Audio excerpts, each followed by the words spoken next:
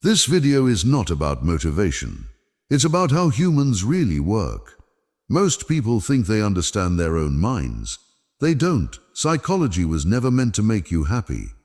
It was meant to make you predictable. Your brain is not designed for truth. It is designed for survival, fear, desire, ego, emotion. These are not feelings. They are control systems. In this video, we turn human psychology 101 into something brutally honest. No comfort, no self-help lies. Just the mechanisms that make people tick and make them easy to control. If you don't understand how the mind works, it will work against you. And if this kind of knowledge helps you see more clearly, don't forget to like, subscribe, and share this video with someone who still thinks humans are logical. Stay until the end, because once you see the machine, you can't unsee it. Chapter 1. The human mind is a survival machine. The first scream is not a choice. It is a command issued from a deeper place. Before the mind forms a single coherent thought, danger, pain, fear, the body is already in revolt. The lungs contract, the throat tears open, and a raw animal sound escapes into the world.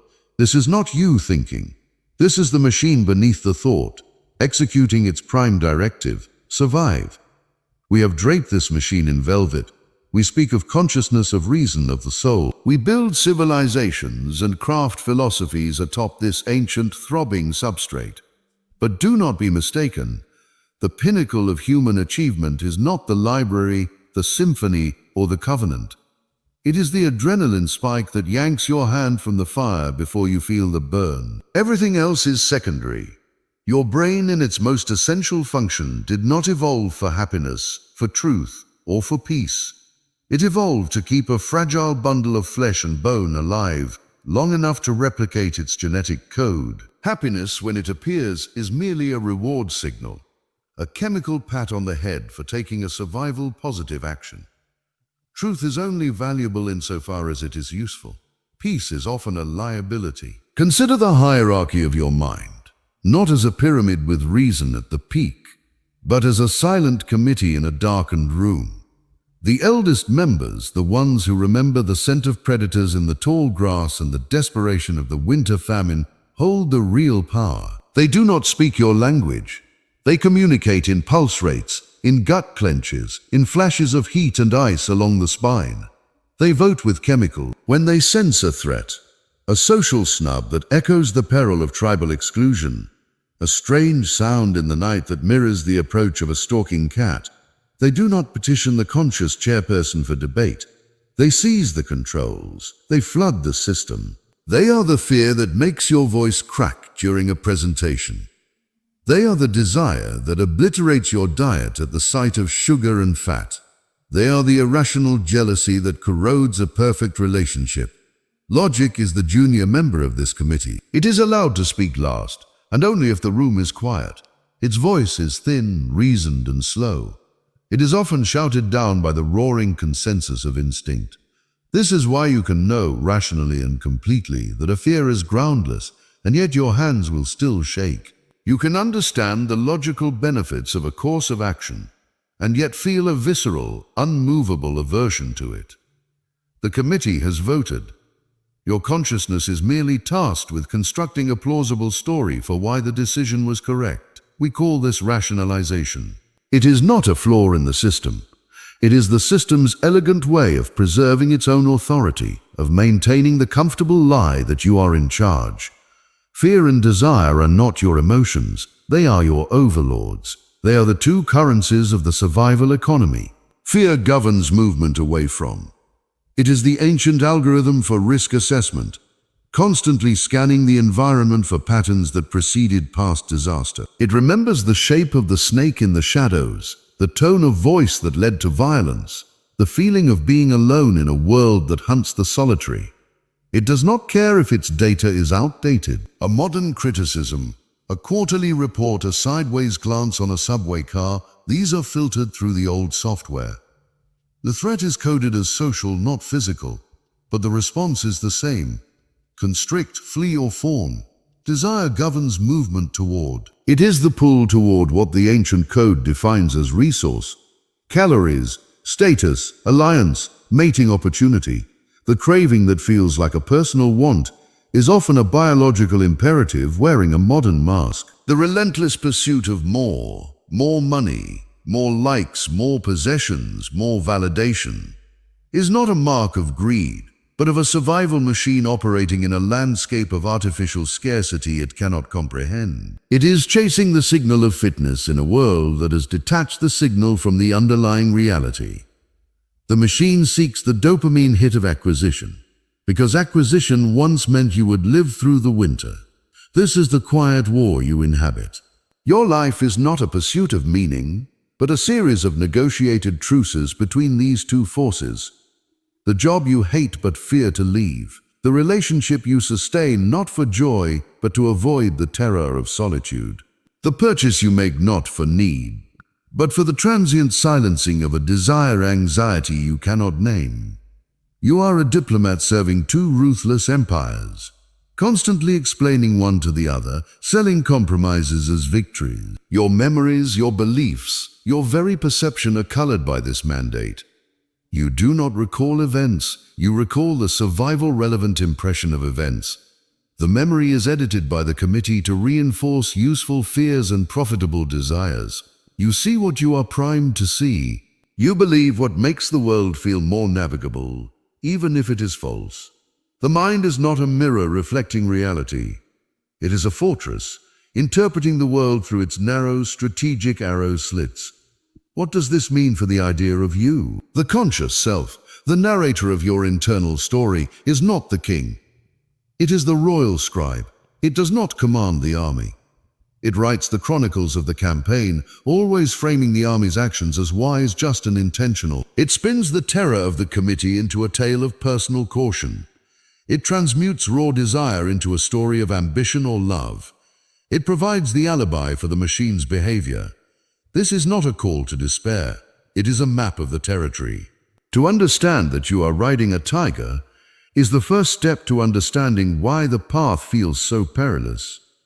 You cannot reason with the tiger, but you can learn its habits, see the world through its eyes, and anticipate its leaps. The unsettling realization is not that you are controlled by fear and desire. It is that you have always mistaken their commands for your own choices. That flash of anger, that surge of pride, that hollow ache of need. You have believed these to be the deepest expressions of your individuality. They are not. They are the universal legacy of the survival machine, playing out its ancient programs on the modern stage. And the most profound moment of clarity arrives when you sit quietly, and for the first time you can distinguish the voice of the scribe from the roar of the committee. You feel the ancient currents moving beneath your modern thoughts. You see the puppet strings, not as constraints, but as the very things that give the puppet the illusion of life. You are left with a simple, quiet question in the ensuing silence. If the machine is built for survival, and survival is assured for another day, then what exactly is all this other noise for? The committee does not have an answer. It only knows how to want and how to fear. Chapter 2. Emotions. The Master Controllers. A glass shatters on a stone floor.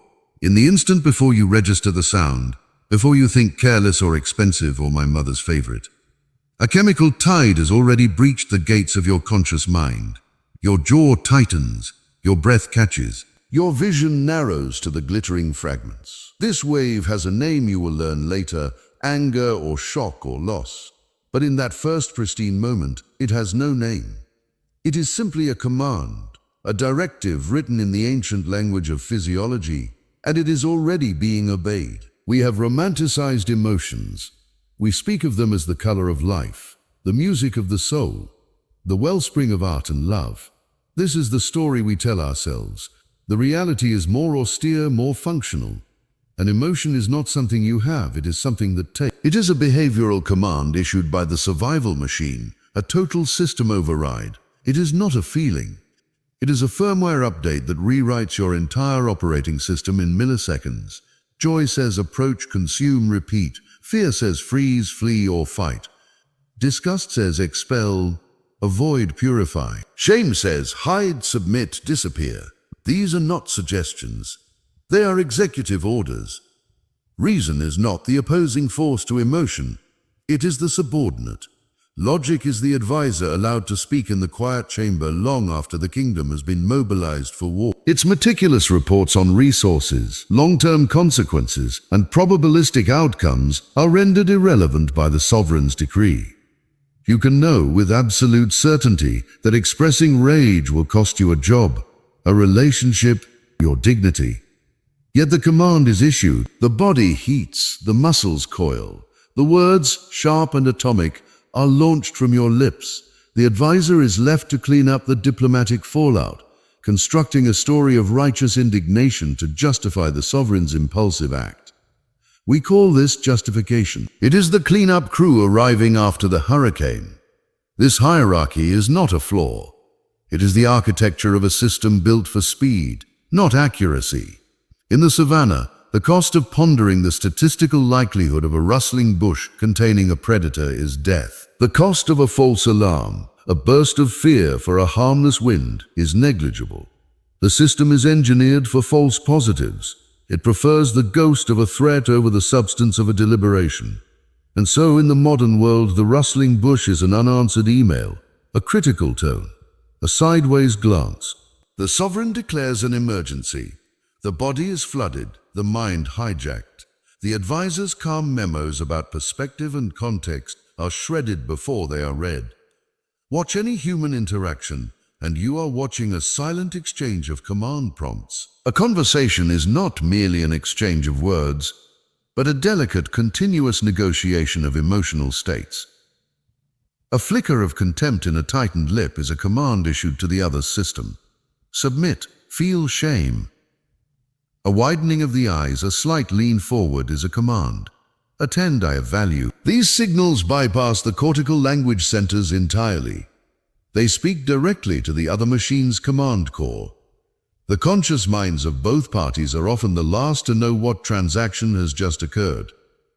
It is here that emotional reactions expose not character but weakness, not moral failing but operational vulnerability. The sudden eruption of anger in the face of a trivial slight. This is not strength. It is the sign of a system whose threat detection protocols are calibrated to a hair trigger, seeing insults where none exist. It broadcasts that the sovereign within is easily panicked, that its borders are poorly defended, that a mere word can launch its armies. Conversely, the quick welling of tears under gentle pressure reveals a command center, where the primary response to challenge is a cascade of submission signals. It shows a system that defaults to disarmament, to pleading, to making itself small. These are the tells, the leakage of the sovereign's default settings. The man who puffs with pride at the slightest compliment reveals a system starved for status resources. The woman who retreats into icy, analytical coldness at the first sign of conflict reveals a sovereign that has learned to shut down all ports to avoid a hostile takeover. We mistake these for personality traits. They are not. They are the learned strategic responses of a command center operating in a complex world, its ancient software patched and repatched by experience. They are the scars of previous overrides. Consider the aftermath. The command received. The chemical tide withdraws, leaving the silt of its passage. A pounding heart, a dry mouth, a trembling limb. And now the advisor, the conscious mind, is finally given the floor. Its task is not to question the sovereign's decision. Its task is to perform archaeology, to sift through the rubble of the event and construct a cause. Why was I so angry? Because they disrespected me. Why was I so afraid? Because I am not good enough. This story is not truth. It is a post hoc fabrication designed to make the sovereign's raw, algorithmic command feel personal, intentional, and justified. It weaves the puppet's strings into a narrative of self. This is the unsettling core of the human experience. You live under a monarchy, believing yourself to be a republic. You experience the sovereign's decrees as your own deepest, most authentic feelings. The rage feels righteous. The fear feels prudent. The longing feels like destiny. You have never experienced a pure, unmediated thought. Every cognition is tinted by the lingering chemical weather of the last command, or by the anticipation of the next.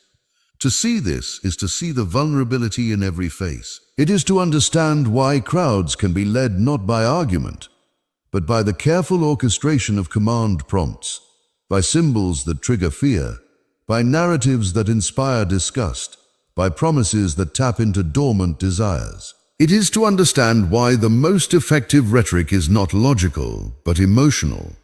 It speaks past the advisor, directly to the sovereign. It issues a command that the conscious mind will later claim it chose freely. You are left then not with control but with observation. You can begin to sense the shift in atmospheric pressure within yourself that precedes the storm. You can feel the first cool draft of fear before it becomes a howling gale. You can notice the slow, warm simmer of resentment before it boils into rage. You are not stopping the command. You are merely in the observation tower, watching the flags rise, hearing the distant drums of mobilization. You see the strings now. You see the sovereign's hand move. And the quiet, unsettling realization is this: your entire sense of self, your passions, your convictions, your deepest hurts, is largely the echo of a command you did not issue, rationalized by a narrator who wasn't in the room when the decision was made. The emotions you believe define you are merely the sovereign's memos, written in lightning on the storm-filled sky of your body. You have spent a lifetime reading the lightning and calling it your own light.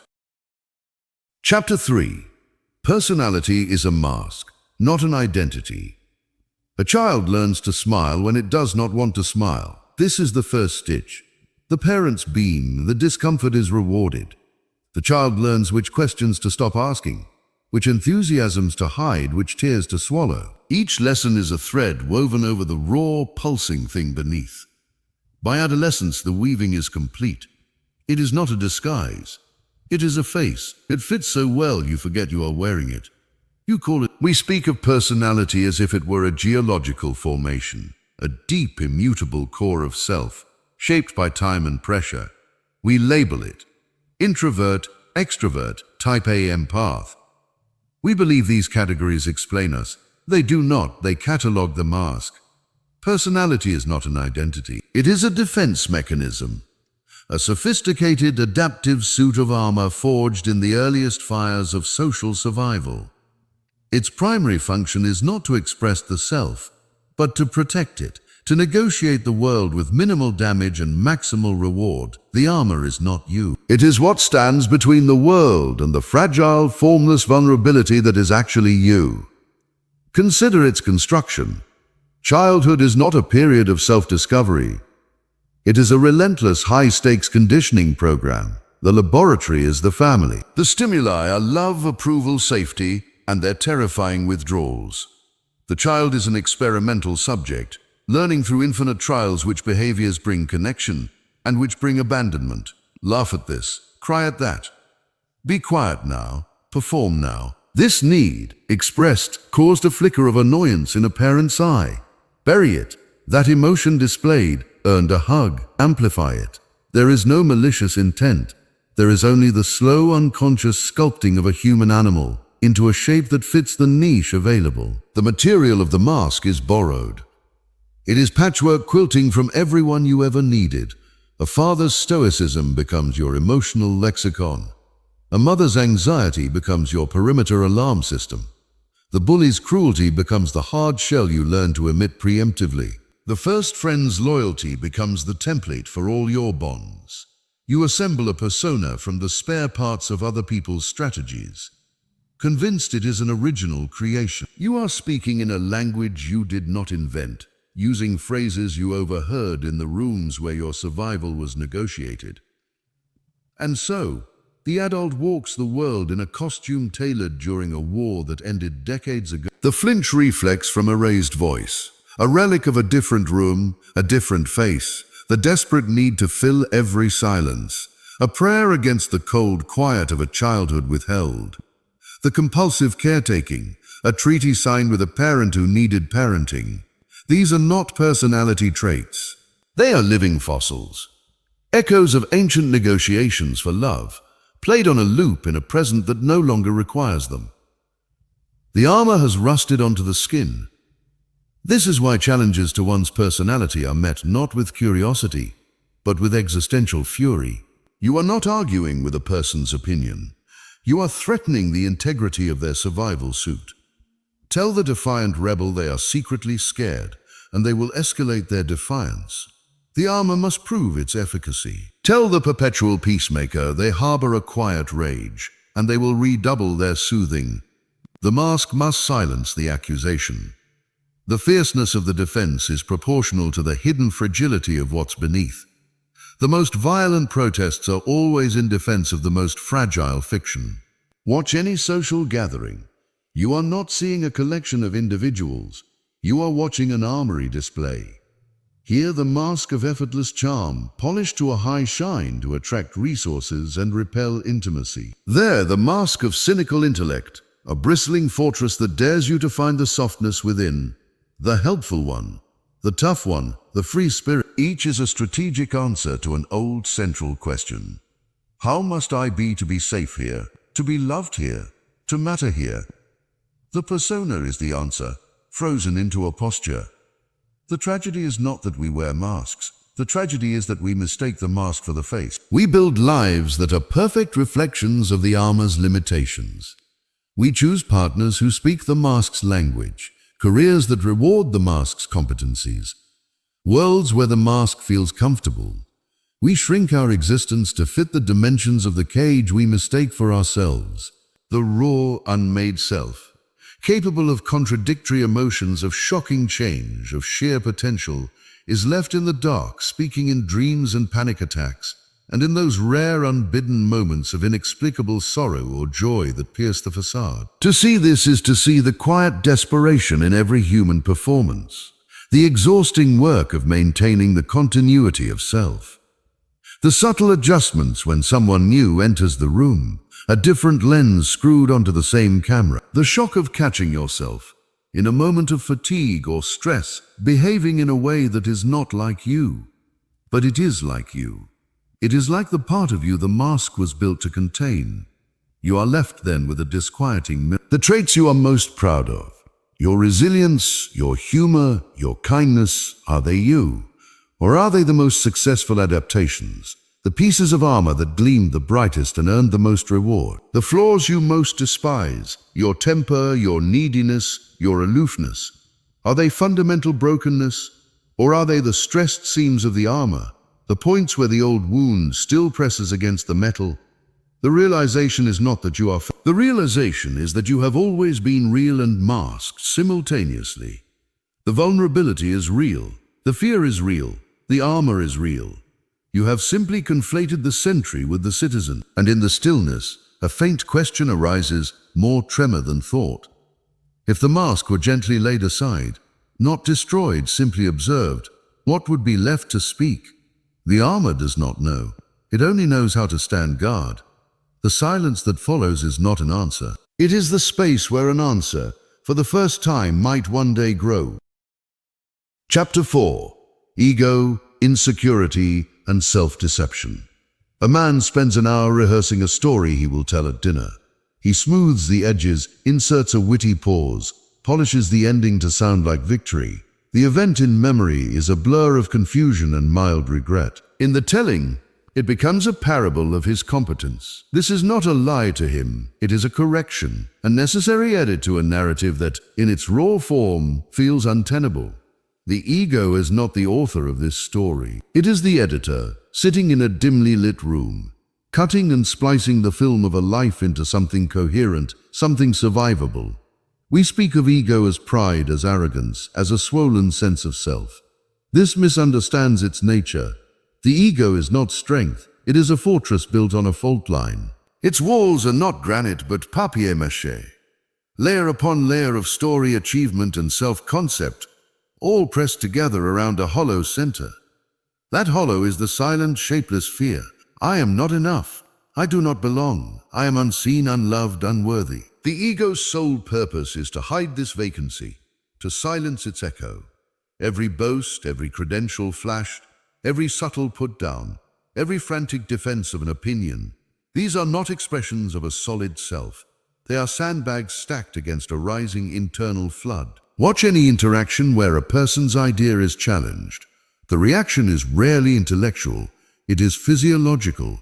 A flush of heat, a tightening in the chest, a sudden metallic taste of anger. The mind does not engage with the idea. It engages with the threat. The idea has become a stone thrown at the fortress wall.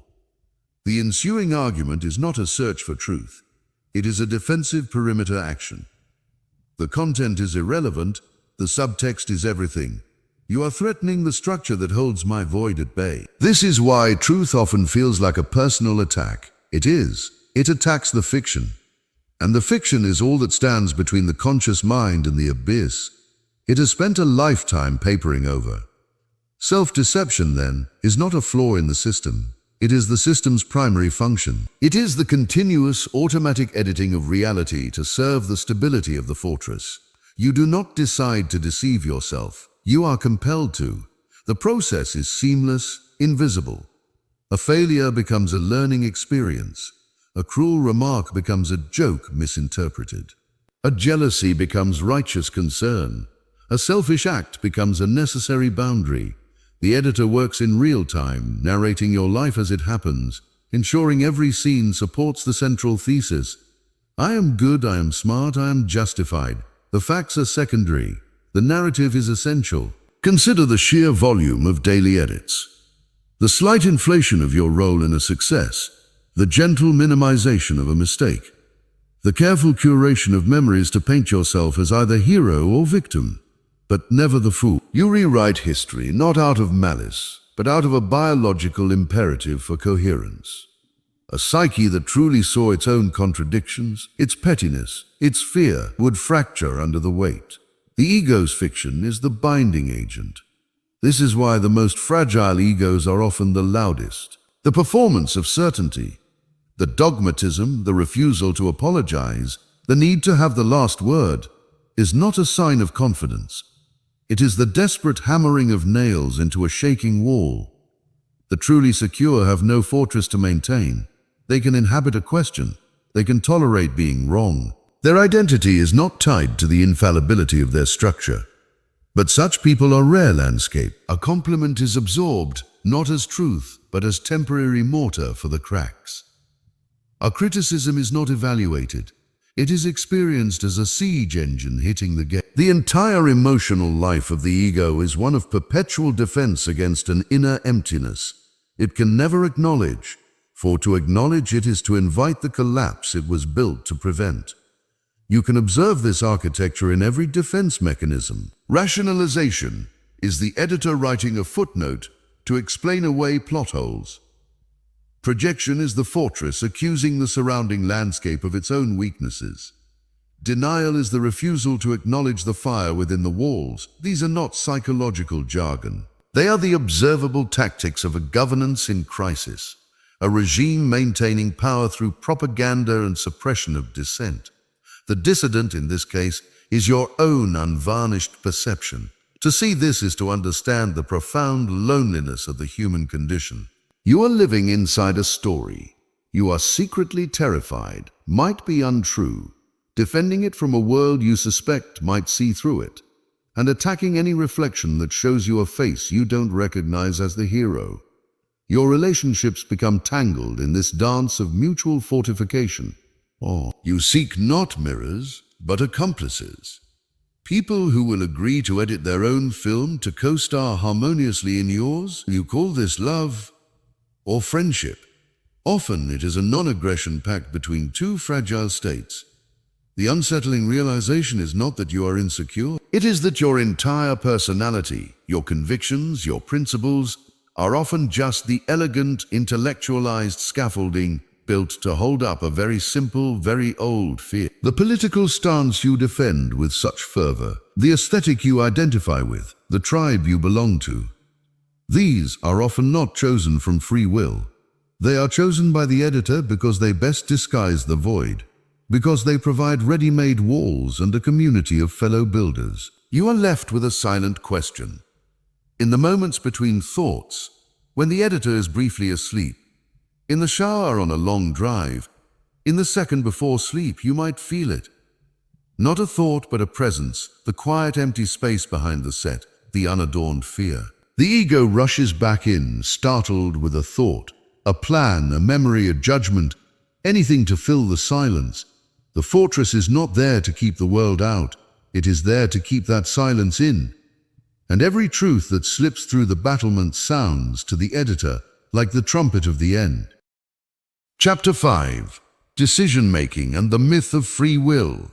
You stand in the grocery aisle comparing two identical jars of honey. Your hand reaches. It chooses. A moment later, reason arrives. This label feels more authentic. The choice feels like yours. The reason feels discovered, not invented. But the calculus occurred in a room to which you have no key. The decision was made before you were consulted. You are not the author of your actions. You are the spokesperson, announcing the verdict of a hidden court. We cherish the story of free will as the cornerstone of our humanity. It is the story we must believe to navigate the moral landscape of our lives. But observe the process, not the story. A choice is not a sudden spark of liberty in a void. It is the predetermined output of a vast, silent calculation. Inputs stream in from a lifetime of conditioning, from the chemical weather of your body, from ancestral fears encoded in your wiring, from the social architecture pressing in around you. The gears turn in the dark, the lever clicks. Consciousness is illuminated only for the announcement. Consider the major turns of your life. The career, the partner, the city. You can recite the reasons, the logical pros and cons. Yet in the quietest hour you may sense the ghost of the real architect. A childhood longing for a parent's approval masquerading as ambition. A deep-seated fear of chaos, disguised as a prudent choice. A subliminal attraction to a familiar pattern of neglect or reward, mistaken for love. The reasons are real, but they are not commanders. They are diplomats sent to negotiate a peace treaty between warring unconscious needs. The treaty was signed before the diplomats ever met. This is the mechanism. Every logical decision is an emotional outcome wearing a mask of rationality. The mind cannot bear to see itself as a puppet of its own hidden currents. So it constructs a post hoc narrative of pure reason. The data is selected to support the desired conclusion. Alternatives are unconsciously weighted not by their merit, but by their alignment with deeper emotional imperatives. Safety, status, belonging, the reinforcement of the ego's fiction. The process is not corrupt, it is efficient. It is the system optimizing for psychological coherence, not truth. You choose the partner who feels right, then build a case for their compatibility. You reject the path that feels dangerous, then list its objective flaws. The feeling is the compass. The logic is the map drawn afterward to prove the terrain matches the needle's pull. Watch people in any moment of persuasion. They do not marshal facts to find truth. They curate facts to defend a position already held in the nervous system. The conviction was not born from the data. The data is summoned to serve the conviction. A change of mind, when it rarely occurs, is not an intellectual shift. It is an emotional unclenching. A threat dissolves. A new need emerges. The facts then rearrange themselves like iron filings around a new magnetic pole. This hidden predictability is the foundation of all social structure. From marketing to management, from politics to personal influence, the levers are not pressed on logic. They are pressed on the predictable pathways of emotional calculus. The advertisement does not sell the features of the car. It sells the resolution of an insecurity, the fear of being overlooked, the desire for mastery, the longing for escape. The political slogan does not argue policy. It offers a tribal identity and a target for fear or disdain. The predictability lies not in what people will think, but in what they will feel, and therefore, what they will believe they have chosen. Your life is thus a stream of choices that feel free but are guided by banks you cannot see. The current of your conditioning runs deep. The wind of your immediate emotional state fills the sail. You stand at the helm, convinced you are steering, narrating the journey as a tale of exploration, while following a course charted long ago by captains you have forgotten. The caregivers, the traumas, the first victories, the absorbed cultural scripts. You are reading from a manuscript you believe you are writing in real time. The unsettling power of this realization is not that it removes responsibility. It is that it reframes it. You are responsible not as a sovereign king issuing decrees, but as the chief engineer of a vast semi-autonomous system. You cannot command the machinery to stop, but you can learn its schematics. You can notice the subtle vibrations that signal a decision is being forged below. The faint anxiety that biases you against a risk. The surge of righteousness that locks you into an argument. The inexplicable attraction that pulls you toward a person or a path. These are not mysteries. They are readings on the control panel. To see this is to see the ghost in every machine. The friend who always chooses the wrong partner is not unlucky. They are obedient to a blueprint of what love should feel like. A blueprint drafted in a childhood where love was intertwined with pain. The colleague who sabotages their own success is not incompetent. They are fulfilling an older, deeper commitment to a story of unworthiness. The pattern is the signature of the hidden author. You are left, then, in a state of quiet disorientation, the most intimate experience of your life. The feeling of choosing, of willing something into being, is revealed as an interpretation, not a genesis. The you that decides is a figurehead. The parliament of instincts, emotions, and conditioned responses is in permanent session. Your conscious mind is the press secretary, walking into the bright lights of awareness to present the outcome as a deliberate, rational, active state. And in the silence after a choice, if you listen past the spokesperson's confident voice, you might hear the faint, ceaseless hum of the machinery, the clicking of the tumblers that fell into place a second before the idea entered your mind. The choice was made in you, not by you. The will you experience as free is the echo of a process already complete. You have never made a free decision. You have only ever experienced the convincing illusion of one, while the currents of your existence carried you effortlessly toward a shore they had already chosen. Chapter 6. Cognitive Biases That Trap the Mind. A man reads the news. His eyes glide over headlines that confirm his worldview. They linger, absorb, nod internally. The articles that contradict his stance are met with a different protocol. A sneer forms unnoticed. He scans for flaws in logic, questionable sources, a tone he can dismiss as hysterical. Within minutes, he is fortified. The world, he concludes, is exactly as he believed. He has not consumed information, he has performed a ritual of self-confirmation. The prison he inhabits has no bars he can see. It is only mirrors. Cognitive biases are not errors in thinking. They are the thinking. They are not bugs in the human software. They are its foundational code, optimized not for accuracy, but for efficiency, coherence, and survival of the self-concept. To believe you are immune is to be most thoroughly enslaved. The trap is not believing false things. The trap is the architecture that makes false things feel inevitable, true, and sacred. Consider the most profound cage, confirmation bias. It is not a tendency, it is a law of psychic gravity. Information does not enter the mind neutrally. It is filtered through a mesh of pre-existing belief, like light through a stained glass window, colored by the very pictures it is meant to illuminate. You do not seek truth, you seek equilibrium. A fact that aligns with your narrative is welcomed as a friend.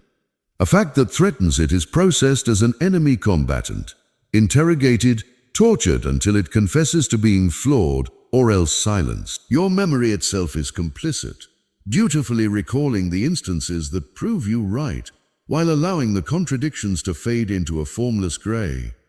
You are not building a model of reality. You are curating a museum for a single, beloved theory. This selective reality is not a passive process. It is an active, relentless defense of the ego fortress. The more intelligent the mind, the more formidable the prison. A sharp intellect does not dismantle bias. It weaponizes it. It provides better tools for rationalization, more elegant frameworks to dismiss contradiction, more sophisticated vocabulary to frame self-serving narratives as objective analysis. The clever mind does not escape the maze. It builds a more complex and beautiful maze, convincing itself the ornate walls are the horizon. Intelligence becomes the jailer, mistaking the consistency of the internal story for the discovery of external truth. Watch any entrenched debate. You are not witnessing a clash of facts. You are witnessing the collision of two distinct self-sealing realities. Each side possesses its own curated evidence, its own canon of martyred facts and heretical data points. They speak different emotional languages dressed in the clothing of logic.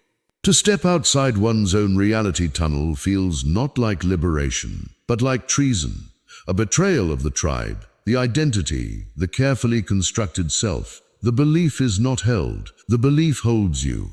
Other biases are the silent guards of this prison.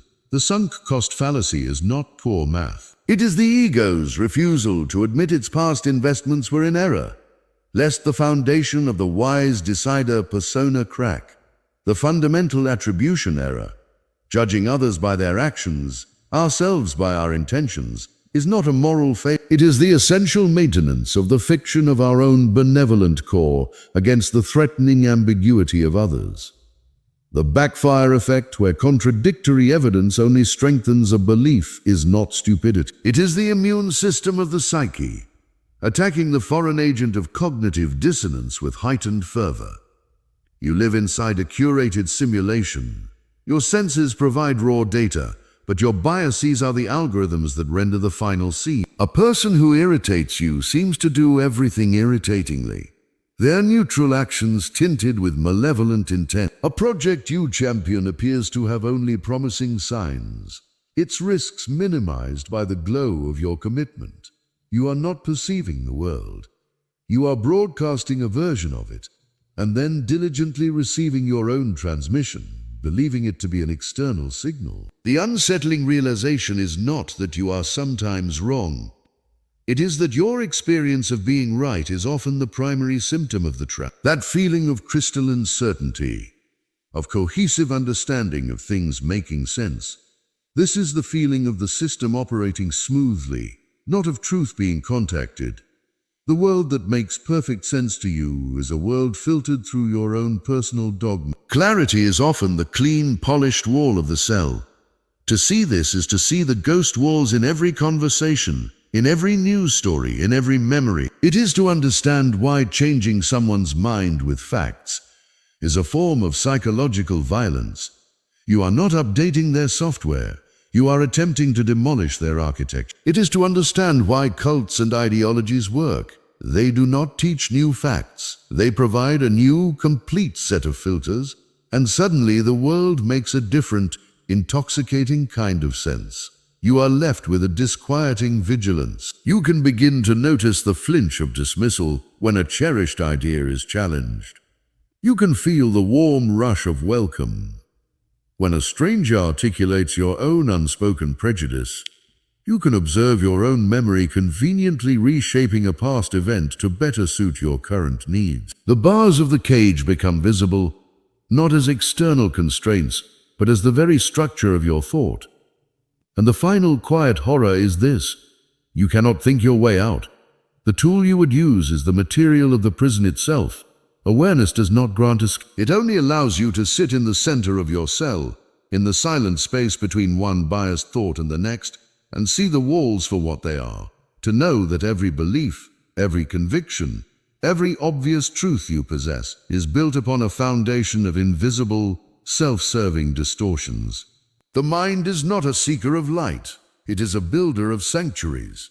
And every sanctuary, no matter how well lit, is defined by what it keeps out. Chapter 7. Morality is flexible under pressure. The line is not crossed with a leap, but with a shuffle. A minor compromise here, a silent ascent there. The accounting of the soul is done in small, forgivable increments. By the time the act that would have once been unthinkable occurs, it is merely the next logical step on a path already paved with prior concessions. The person who does it does not feel like a monster. They feel like a pragmatist, a survivor. The moral compass did not break. It simply recalibrated to a new magnetic north, defined by necessity. We tell ourselves a story of inherent goodness, of a core self that chooses right from wrong based on fixed principles. This story is a necessary fiction for social order. But observe behavior under strain, when the scaffolding of reputation and consequence begins to creak. Morality is revealed not as a bedrock, but as a dialect, a language spoken fluently in times of peace, but quickly abandoned when the tribe demands a different tongue. Its primary function is not cosmic justice, but social survival. It is the algorithm for maintaining membership, for signaling trustworthiness, for navigating the complex trade-offs between selfish desire and collective acceptance. Consider the upstanding citizen who, in the chaos of a blackout, loots a store. He is not a different man. He is the same man operating under a different set of environmental pressures. The social contract, momentarily suspended, reveals the older, more fundamental contract. The self with itself. His morality was always a negotiation between his impulses and his audience. Remove the audience, and the negotiation simplifies. The good person does not vanish. They are simply responding to a revised cost-benefit analysis, where the old penalties have vanished and new, primal incentives have emerged. This is why ethics collapse most spectacularly when identity is threatened. Morality is woven into the tapestry of the self-story. You are a good friend, a loyal employee, a devout believer.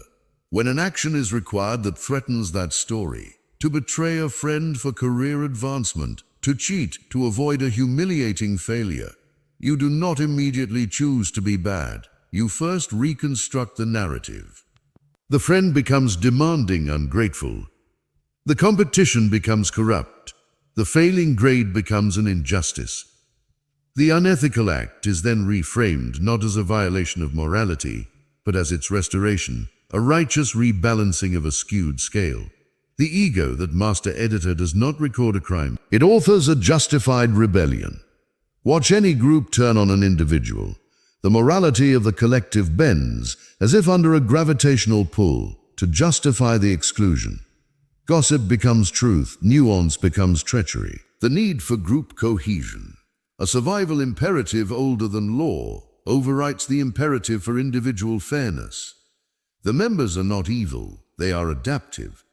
Their sense of right and wrong becomes synonymous with what is good for the group, and by extension, for their place within it. To stand against the collective moral shift is to risk becoming the next target. Thus, morality becomes consensus, and consensus becomes tyranny, all while wearing the mask of virtue. The laboratory of human history is littered with these transformations. Ordinary men become guards in concentration camps. Kind neighbors participate in pogroms. Devoted employees ignore fraudulent reports. The transition is not marked by a fall from grace, but by a gradual immersion in a new moral ecology. The acts are not justified by abandoning ethics, but by adopting a new set: loyalty to the cause, duty to the order, survival of the unit. The old morality is not defeated, it is rendered irrelevant, a quaint language spoken in a country that no longer exists. You carry this flexibility within you. My view, it is not a flaw, but a feature of your design. Your moral convictions feel absolute only because they are currently under no serious pressure. Test them.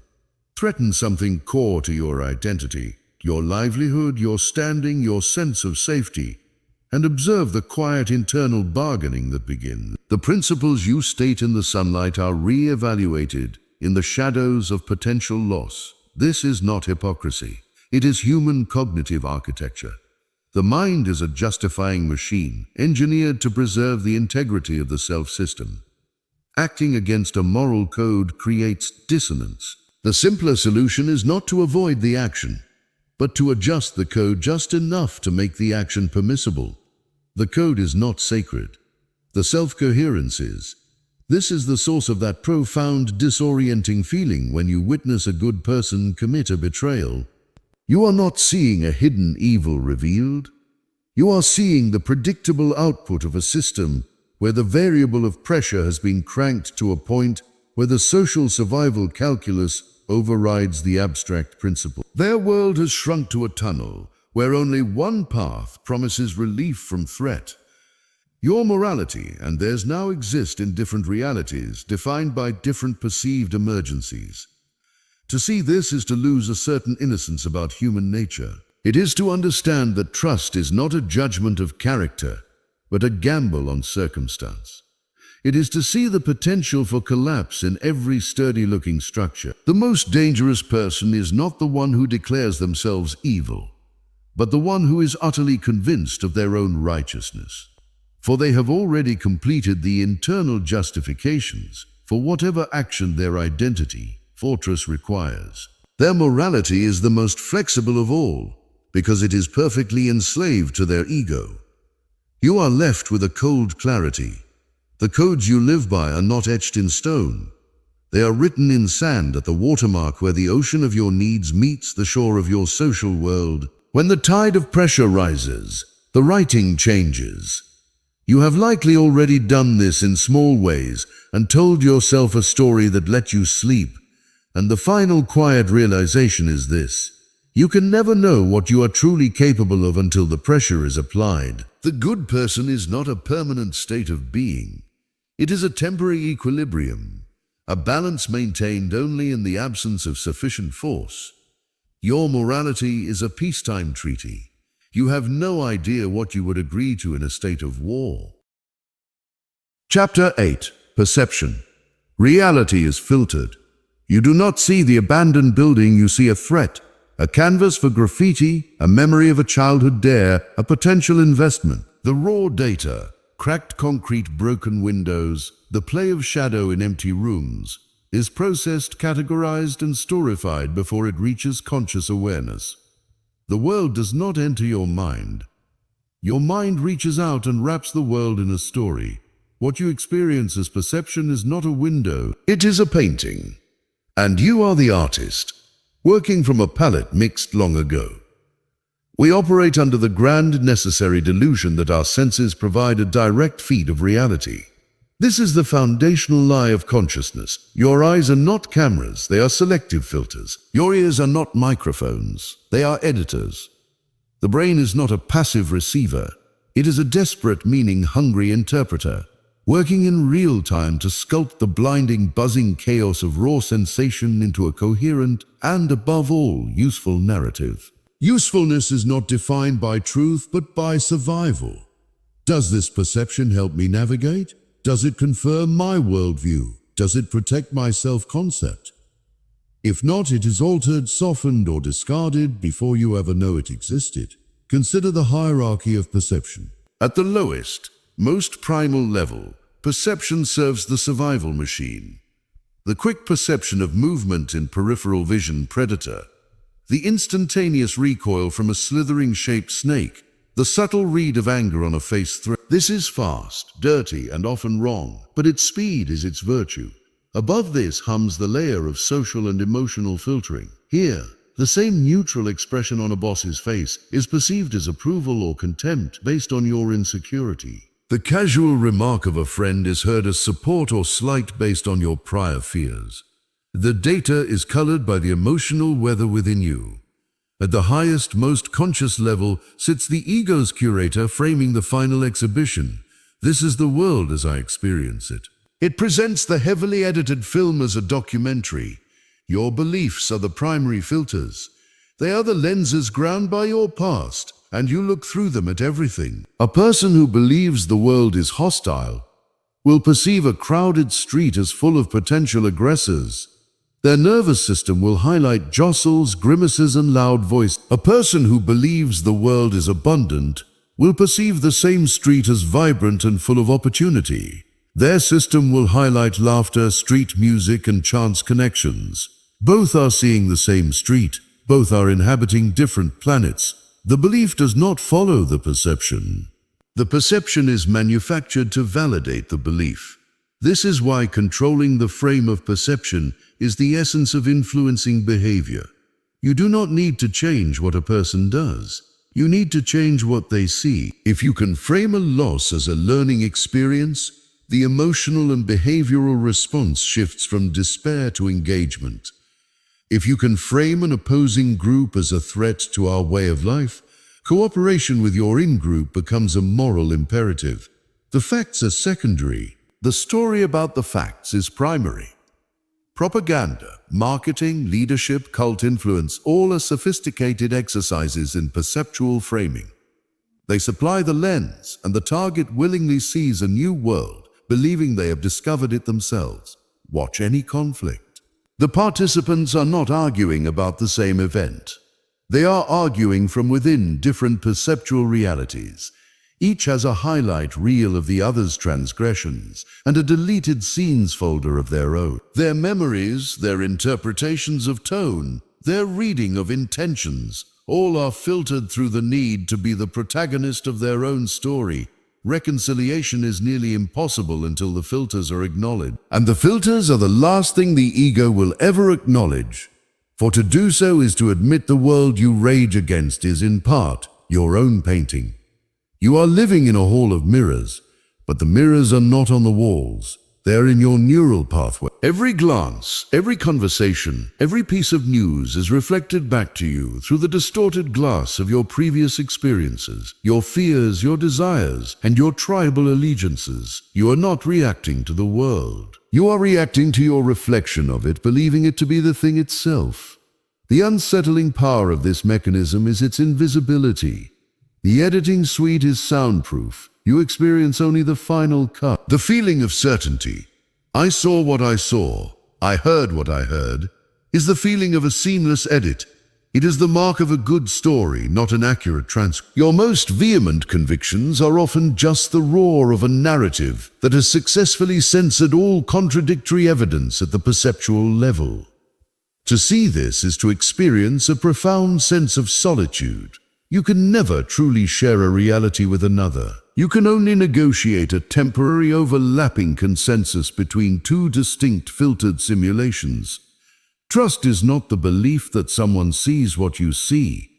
It is the hope that their filtering system is compatible enough with yours that your shared story remains coherent. When it breaks, it is not because they changed. It is because you finally glimpse the difference in your lenses. You are left with a silent, constant question. In every moment of judgment, in every instant of reaction, what just vanished? What piece of data did my survival brain discard? What nuance did my ego filter out to preserve my self-story? What did my belief system render invisible before it could even become a thought? The world is not as it is. The world is as you are. And the final quiet realization is this. You have never once in your life experienced objective reality. You have only ever experienced the profoundly convincing simulation generated by a system designed to keep you safe, sane, and socially functional. The simulation is so perfect, so immersive, that the concept of an unfiltered truth becomes meaningless. The controls for the simulation are not in your hands. They are in the hands of every fear, every loyalty, every wound, and every hope you have ever held. You are the audience in a theater where the projector is your own biography, believing you are looking at the sky. Chapter 9. Behavior never lies. A man speaks of integrity while his eyes flicker towards the door at the mention of commitment. He professes love while his body angles subtly away, a fortress of polite withdrawal.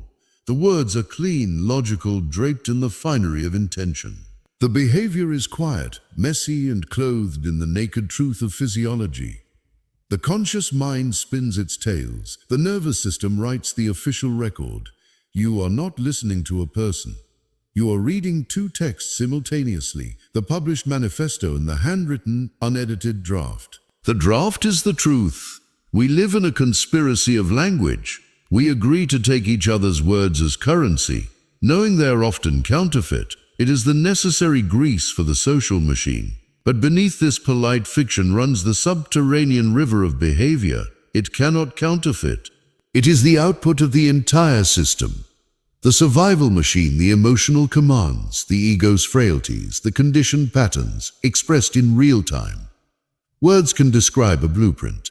Behavior is the building in all its cracked, weathered and lived-in reality. To believe the words over the behavior is to choose the map over the territory, and then wonder why you are lost. Observe the repeating pattern. It is the skeleton key to the unconscious.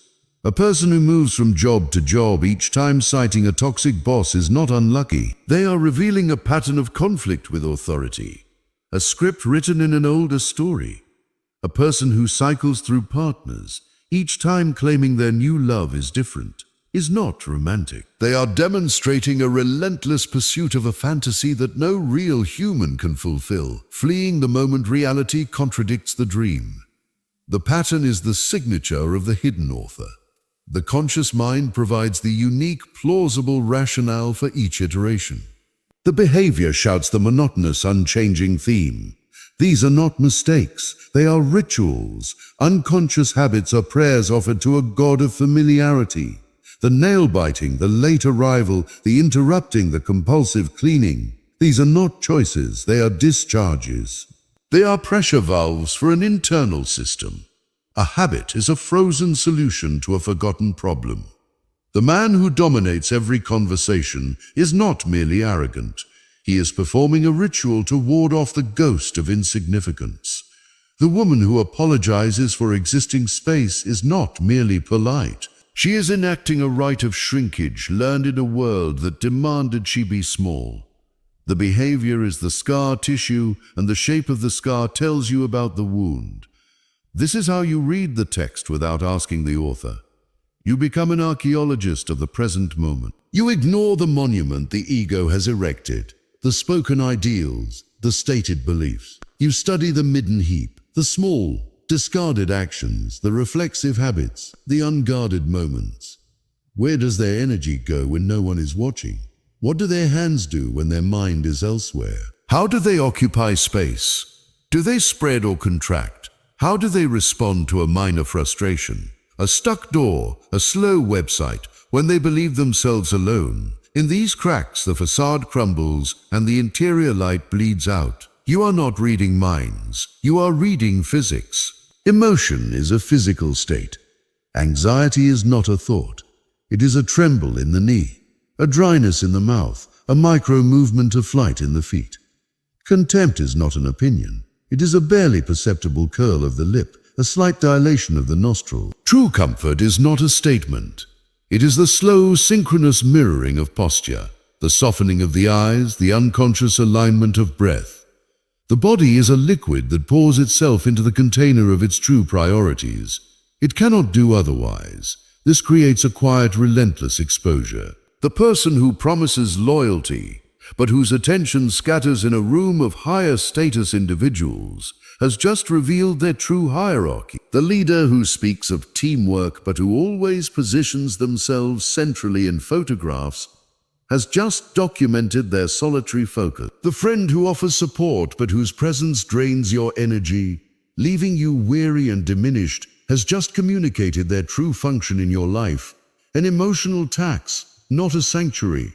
They may decry this reading. Their behavior already confirmed it. To see this is to render the world in high definition. The noise of language fades. The signal of action amplifies. You see the marriage in the slight, habitual pull away of a spouse's hand. You see the crumbling faith in the ceased participation in ritual. You see the hidden resentment in the forgotten task, the misunderstood instruction, the delay that is just barely plausible. These are not accidents. They are statements. The unconscious, denied a voice in the boardroom of the mind, stages its protests in the theater of behavior. You are left with a double-edged clarity. You can see the truth in others, and in the same moment you become aware of the truth you are broadcasting. Your own rituals, your patterns, your unthinking habits, they are a public broadcast of your inner world. Your insistence that you are fine, betrayed by the constant jiggling of your leg. Your claim of confidence, undermined by the slight upward inflection at the end of every statement, seeking validation. You are also a text to be read. And the final, unsettling realization is this: you have been reading this language all your life. You have felt the chill of inauthenticity in a room, the unmistakable weight of a hidden motive, the solid warmth of genuine alignment. You knew, but you dismissed it. It is the truth that persists after the story has been told, the evidence that remains after the alibi has been crafted.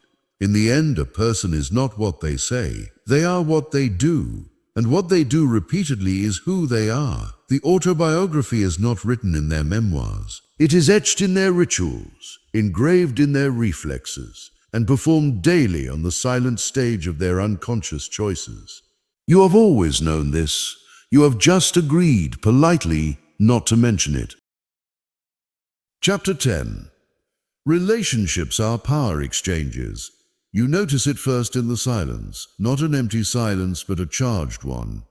The pause after a joke that didn't land, the withheld response to a question. The quiet seconds where someone decides whether to reward you with their attention or withdraw it. In that silence, the unspoken ledger is consulted. The balance of power for that moment is measured and felt. What you call a relationship is in its raw mechanics a silent economy, and every economy has a hierarchy. We dress these exchanges in the language of equality, of partnership, of mutual affection. These are the stories that make the transaction palatable. But observe the currents beneath the surface. Every sustained human connection establishes, through 10,000 micro-negotiations, a dynamic. Who sets the plans? Who apologizes first? Whose mood dictates the weather of the room? Who listens and who is heard? The answers to these questions map a territory. There is always a higher ground. There is always a subtle, often shifting gradient of influence. To believe otherwise is to mistake the treaty for the terrain. Emotional leverage is the currency of this economy. It is not calculated, but it is accrued. Dependency is its foundation. The person who needs less validation, less certainty, less contact, less proof of love, holds a quiet, formidable advantage. Their attention becomes a scarce resource. Their approval becomes a valued commodity. Their presence becomes a reward. This is not malice, it is physics. The vessel with more water does not beg from the vessel with less. The one who fears abandonment pays a tax to the one who radiates a quieter sense of choice. The anxiety of loss becomes a leash, and the hand that holds it may not even know its own strength. Attraction is often the engine of this imbalance. It begins as a magnetic pull toward someone who embodies what we lack or what we crave. Confidence, stability, wildness, peace. But to be drawn to a quality is to be positioned beneath it. The attraction itself creates the first hierarchy, the seeker and the source. The subsequent dance is an attempt to bridge this gap, to secure the resource. Control is not seized in a dramatic coup.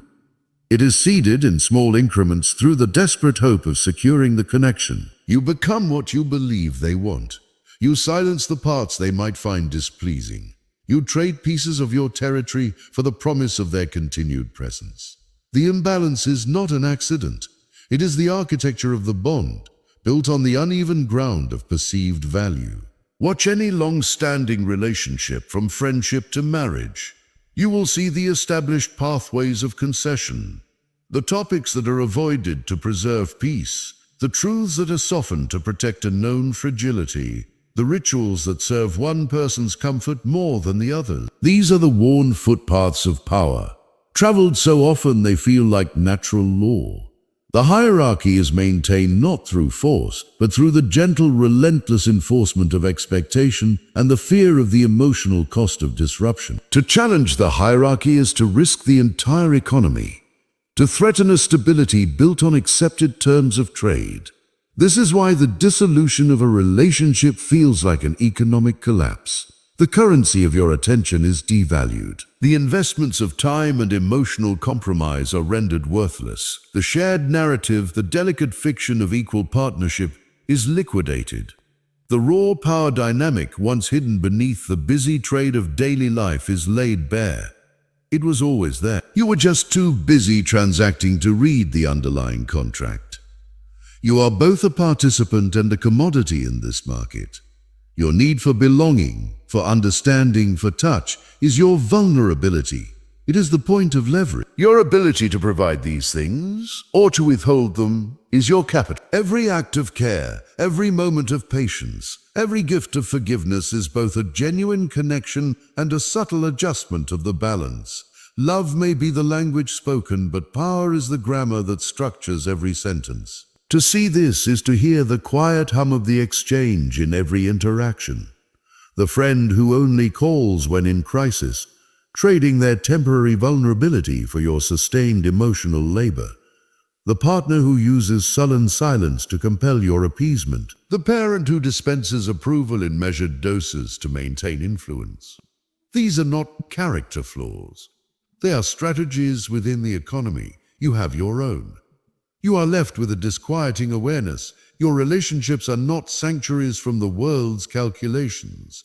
They are the primary arena where those calculations are lived out in their most intimate form. The feeling of being used or taken for granted is the feeling of realizing you have been trading gold for tin, and the other party has known the exchange rate all along. And the final quiet realization is this: you have always known your place in every hierarchy. You have felt the slight strain of looking up, or the unconscious burden of being looked up to. You have known which friendships drain you and which replenish you, which loves made you smaller and which, however painfully, demanded you grow. You sensed the power in the silence, the leverage in the need, the control in the pattern. You have been a citizen of these invisible kingdoms all your life, obeying laws you never saw written, trading in a currency you never agreed to mint. The relationship is not the bond, it is the balance. And the balance is never ever still. Chapter 11. Psychological Triggers and Invisible Influence. The reaction is a ghost. It arrives before the person. A specific tone of voice, a particular sharpness on a consonant, and the stomach plummets, a familiar scent, and a wave of sorrow with no immediate object washes over the mind. A type of silence, heavy and particular, and the shoulders tense for a blow that never comes. These are not memories. They are live wires, buried in the dark soil of the past, waiting for a footstep to complete the circuit. When it does, the past does not return. It never left. It simply went underground, where it controls the lights. A trigger is not a thought. It is a bypass. It is a neural shortcut that tunnels beneath the citadel of conscious reason, connecting a present stimulus directly to an ancient emotional command center. The connection was forged in a moment of high heat, of fear, shame, longing, or pain. Once cooled, the connection hardens. Forever after, the stimulus owns the response. The sound is the danger. The scent is the loss. The silence is the threat. You do not choose this. You inherit it. Your mind is a haunted switchboard, and ghosts from your personal history are the operators, connecting calls before you can answer. The installation is a process of unconscious engraving. Conditioning is the artist. Repetition is the chisel. Emotional intensity is the hammer.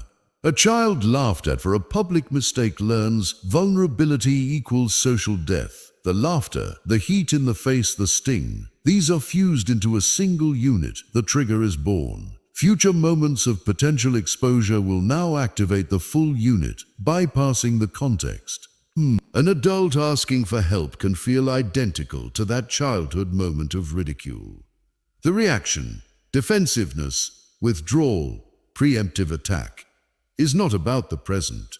It is the old software executing an emergency protocol the person is not reacting to. They are reacting to the ghost you accidentally channeled. Emotional hooks are the barbed end of this process. They are triggers deliberately or accidentally placed by the world to secure compliance, attention, or identity. A political slogan hooks into tribal fear. An advertisement hooks into latent insecurity. A partner's sigh hooks into a fear of abandonment. The hook works because it does not argue with the conscious mind. It vibrates the live wire. It makes the ghost still. Once hooked, the behavior follows. The donation, the purchase, the apology.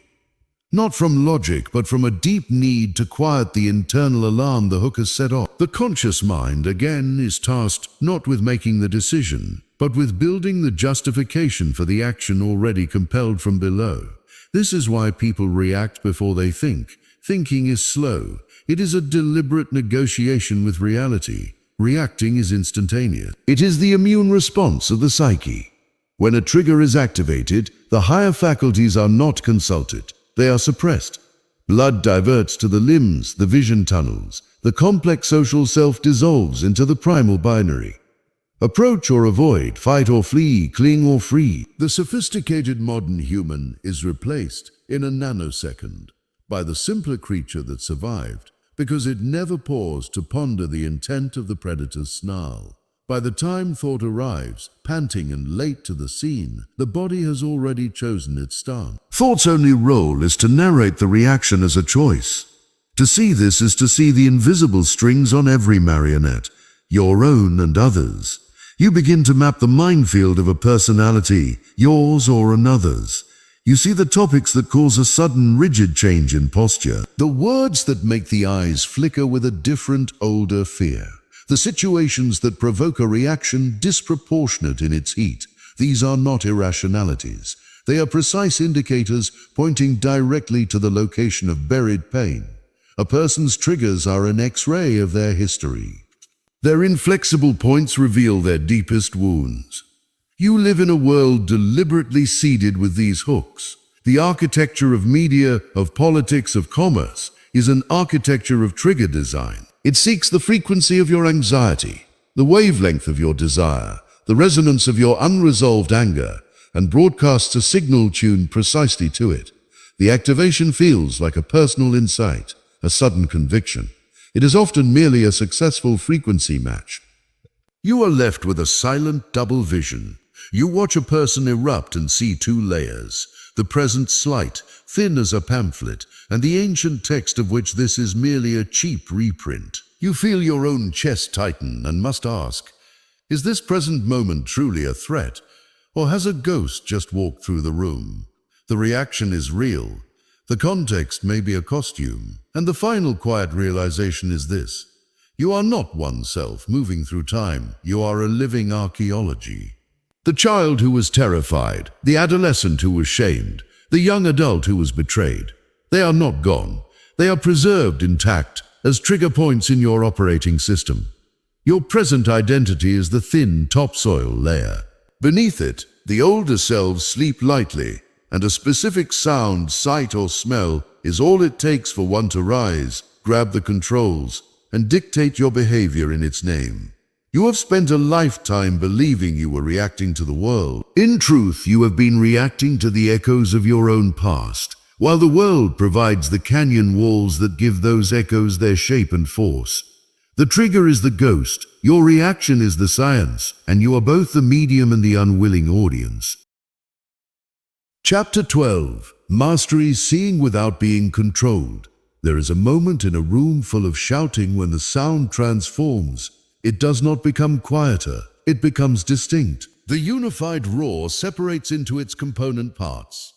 The tenor of fear here, the bass note of performative anger there, the sharp staccato of genuine pain cutting through.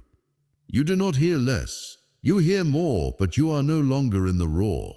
You have stepped behind the curtain of the noise. This is not a position of power. It is a position of isolation. To see the machinery is to be forever removed from the bliss of being its component. Mastery is not control. It is perception without entanglement. It is the development of a psychological immune system. Not one that attacks, but one that identifies pathogens and renders them inert through recognition.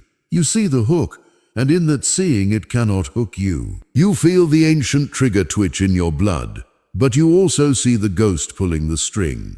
The reaction may still come, a quickening pulse, a flush of heat, but it is now a symptom you observe, not a command you obey. You have introduced a split second of space between stimulus and story. In that space lies the only freedom you will ever know. This understanding carries no inherent virtue. It is not wisdom, but a form of sensory processing. To see the hierarchies in relationships is not to escape them. It is to feel the subtle pressure gradients in every interaction. Like a barometer feels the weight of the coming storm. To recognize the ego's frantic edits is not to stop them. It is to watch your own mind construct its alibis with a detached clinical sorrow.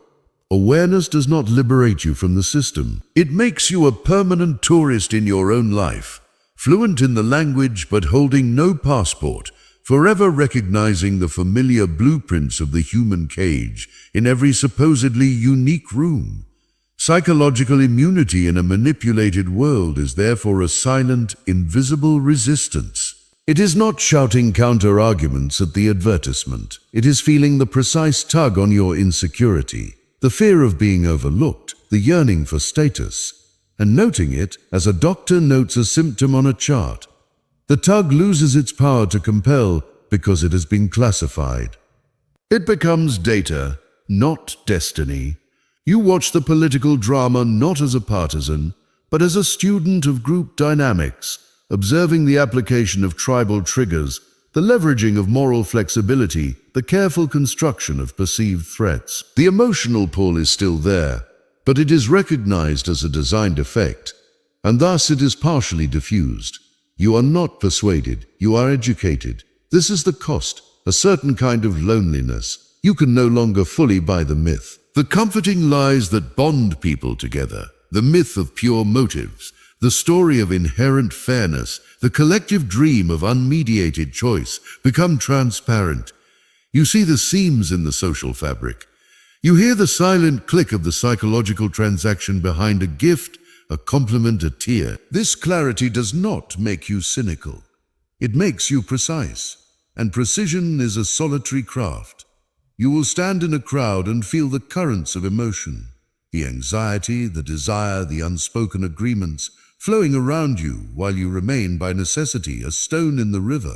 You see the game, and thus you can never play it with the same wholehearted faith again. The power it brings is the most quiet and burdensome kind.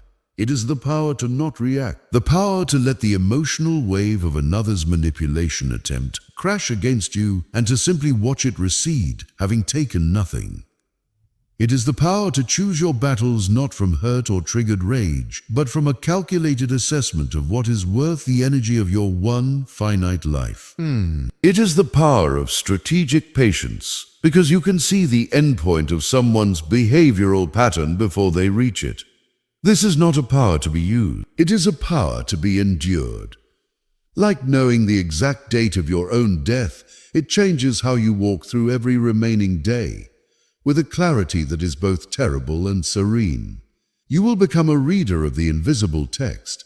In a meeting, you will see the play for dominance hidden in a question. In a family gathering, you will map the decades-old alliances and resentments humming beneath the surface chatter.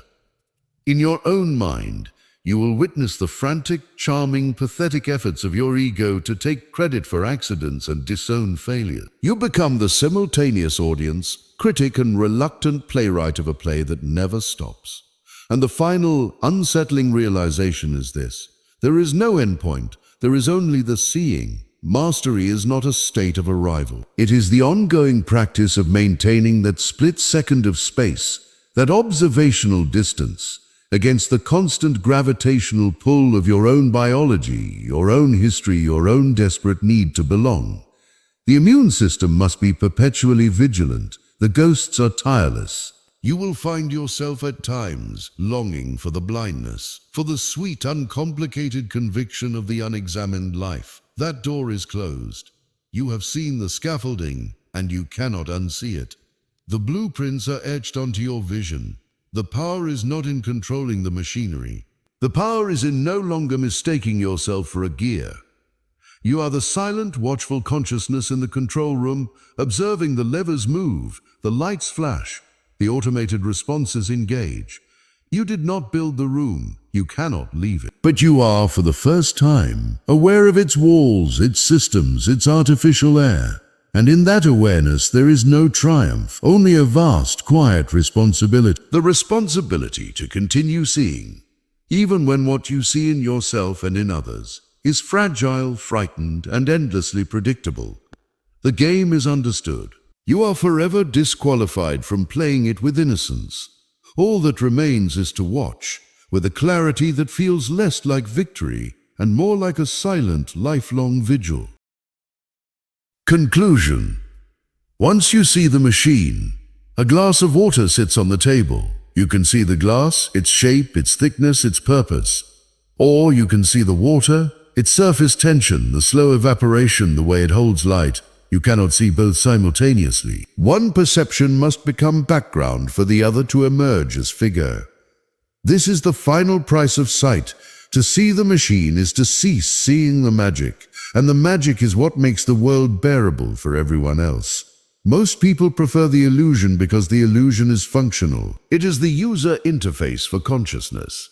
The comforting lie of a coherent self, the myth of free will, the story of inherent morality, these are not deceptions, they are the operating system. To question them is not to seek truth, it is to open the command terminal while the program is running. It risks a fatal system error, despair, paralysis, the terrifying fluidity of a reality with no stable narrative. The illusion is not ignorance. It is a necessary substrate for action. To believe your choices are truly yours allows you to get out of bed. To believe in your essential goodness lets you look in the mirror. The truth is a weight few are built to carry. Psychological awareness, therefore, is not an upgrade. It is a migration. You leave the comfortable, populated continent of shared fiction for a silent, austere island of observable process. You trade the warmth of belonging for the cold clarity of seeing how belonging is engineered. Everything changes, not because the world changes, but because your perception of the mechanism behind the world becomes the dominant reality. A smile is no longer just a smile. It is a behavioral command, a potential lever, a signal in a game you now see being played on a field you once thought was just earth and grass. This is not cynicism. It is resolution. The blurry picture snaps into a sharp, unforgiving focus. The silent advantage is not control over others. It is sovereignty over your own reactions. You see the hook, so you are not hooked. You feel the emotional current, but you are no longer swept away by it. You recognize the trigger, so the ghost's finger slips from the switch. This advantage is invisible and non-transferable. It does not make you powerful in any room. It makes you alone in every room. You witness the puppeteers, the survival instincts, the ego's edits, the conditioned responses, and you can at times gently loosen the strings on your own arms. You will never cut them entirely. You are the puppet and the witness, but the witness cannot be manipulated. This knowledge settles like a fine dust over everything. It does not empower you to build a better machine. It only allows you to hear its constant grinding hum. In the speeches of leaders, in the pleas of lovers, in the quiet rationalizations of your own mind. The hum is the truth. The stories are just the noise we layer over it to pretend it is music. And so you are left with a choice you did not ask for, to live with the bearable lie or the unbearable truth. But it is not a choice really, not anymore. You have already seen the gears. You can look away, but you will always know they are there, turning. The illusion is broken. The magic show is over. You have seen the wires, the mirrors, the trapdoors. All that remains is to decide how to sit in the silent auditorium, now flooded with harsh white light, watching the other attendees still lost in the spectacle, their faces painted with wonder and fear. You cannot wake them. You cannot unsee. You can only watch with a clarity that feels less like a gift and more like a quiet, permanent condition. The machine is all there is, and you are inside it, awake. What you learned today was not comfortable, and it was never meant to be. The human mind is not good or evil. It is efficient. It protects identity. It avoids pain. It obeys emotion before logic. This is why people repeat patterns. This is why they lie to themselves. This is why behavior never lies. Most people prefer illusion because truth demands responsibility. Awareness doesn't make you superior. It makes you accountable. And once you understand what makes humans tick, you stop being surprised and you stop being easily controlled. If this video helped you understand the mind more clearly, support the channel by liking, subscribing, and sharing it. More truth is coming. More clarity. Until next time, stay aware.